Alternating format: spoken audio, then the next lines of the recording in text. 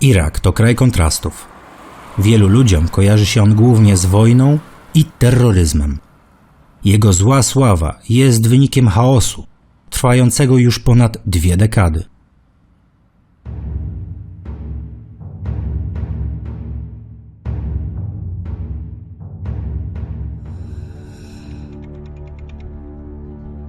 Obalenie rządów Saddama Husajna zapoczątkowało falę wydarzeń, które ostatecznie doprowadziły do powstania największej terrorystycznej organizacji na świecie – Państwa Islamskiego.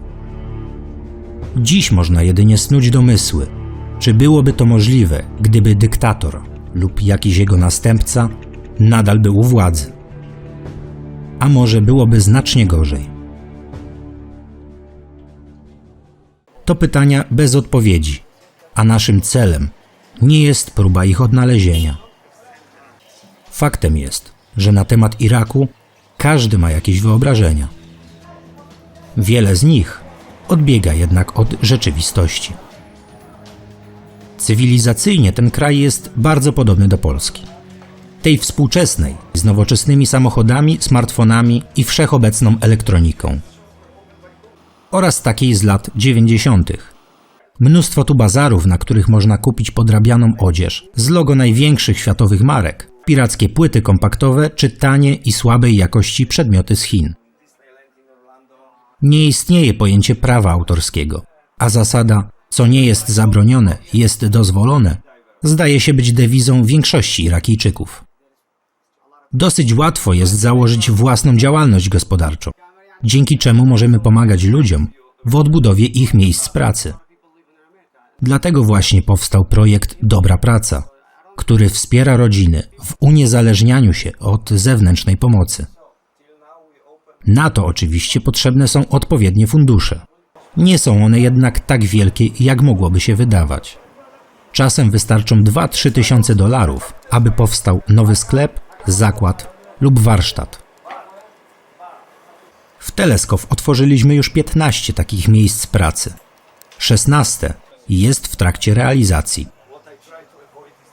Kilka z tych działalności, których otwarcie sfinansowaliśmy, Bartek odwiedził podczas lipcowego wyjazdu do Iraku.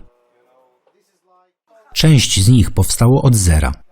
Inne istniały wcześniej, ale potrzebny był wkład finansowy w ich rozwój. W taki sposób wsparliśmy m.in. 2 sklepy odzieżowe prowadzone przez Dię i Naham. Naham prowadzi swój sklep od 2018 roku. Praktycznie od samego powrotu do Teleskow. Kilka miesięcy temu wsparliśmy ją, aby mogła być bardziej konkurencyjna na lokalnym rynku. Ten nie jest co prawda bardzo agresywny. Wielu może dziwić, że na jednej ulicy, zaraz obok siebie, są sklepy oferujące ten sam asortyment. W Iraku to całkowicie normalne. Sprzedawcy potrafią współistnieć ze sobą. Czasem nawet podsyłają sobie klientów. W kraju, w którym handel ma wielowiekową tradycję, wydaje się to wręcz dziwne. Cóż, to są właśnie te kontrasty, które nam, Europejczykom, trudno jest zrozumieć. Choć życie w Teleskow toczy się powoli, to nie jest ono pozbawione problemów. Luaj 2-krotnie emigrował z Teleskow do Basry, leżącej nad Zatoką Perską. Za każdym razem wracał jednak do swojej rodzinnej miejscowości. Kiedy powrócił w 2019 roku, w miejscu, gdzie znajdował się jego warsztat tapicerski, zastał kompletnie puste pomieszczenie. Cały sprzęt, łącznie z meblami, został skradziony. Pomogliśmy mu, kupując narzędzia, dzięki którym znów może pracować. Sam przyznał, że gdyby nie otrzymał żadnego wsparcia, prawdopodobnie wyjechałby z Iraku. طبعا اكيد هو شغله النجاره هي راد لها عده وبتعرف انت بوقت انا من رجعت كانت العده مالتي كلها ماكو فانتم قدمتوا لي هذا الدعم والمبلغ المالي فكلش كلش فادني بالعكس حيل طور نفسي حيل.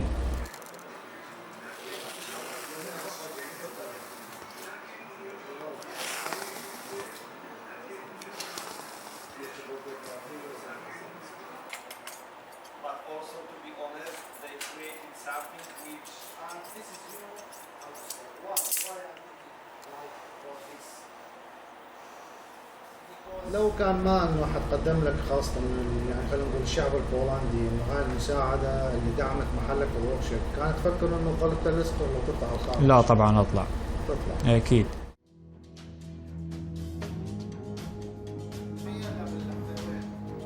Oprócz wizyt urodzin, którym już otworzyliśmy miejsca pracy, Bartek odwiedził również te, które o taką pomoc prosiły. Amir jest weteranem wojny iracko-irańskiej. W Teleskow prowadzi pijalnię herbaty, która jest w Iraku najpopularniejszym napojem.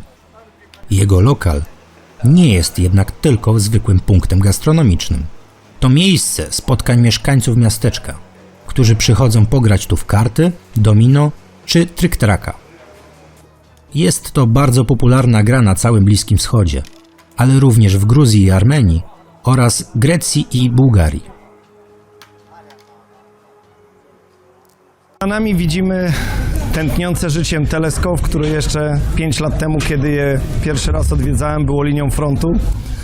W dniu dzisiejszym możecie Państwo zobaczyć, jak kiedy temperatura spadnie poniżej 40 stopni, jeszcze parę godzin temu siedzieliśmy tutaj, było 44 stopnie, a teraz zaczyna się wieczór i zaczyna się życie.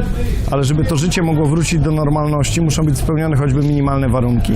Za nami weteran wojny irańsko-irackiej, który został ranny, saper wojskowy, próbuje prowadzić maleńką knajpkę, właściwie powiedzmy pijalnię herbaty, która jednocześnie jest połączeniem, nie wiem jak to powiedzieć, domu kultury, świetlicy, miejsca, gdzie spotykają się wieczorem mieszkańcy miasteczka i spędzają wspólnie czas, grając w domino, w karty, rozmawiając, żartując, mówiąc krótko, wracając do normalności.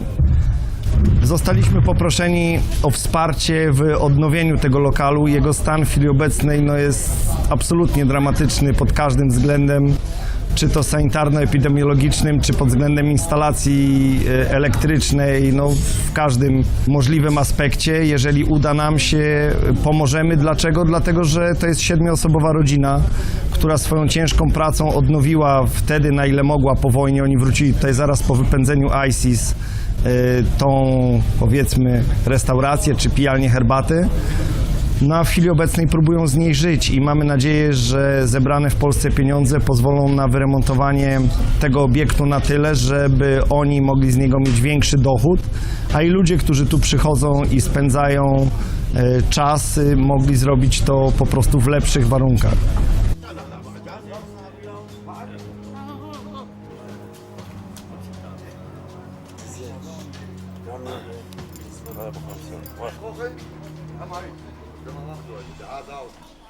Z prawie 12 000 ludzi, którzy zamieszkiwali Teleskow kilkanaście lat temu, obecnie mieszkają tu 4 000.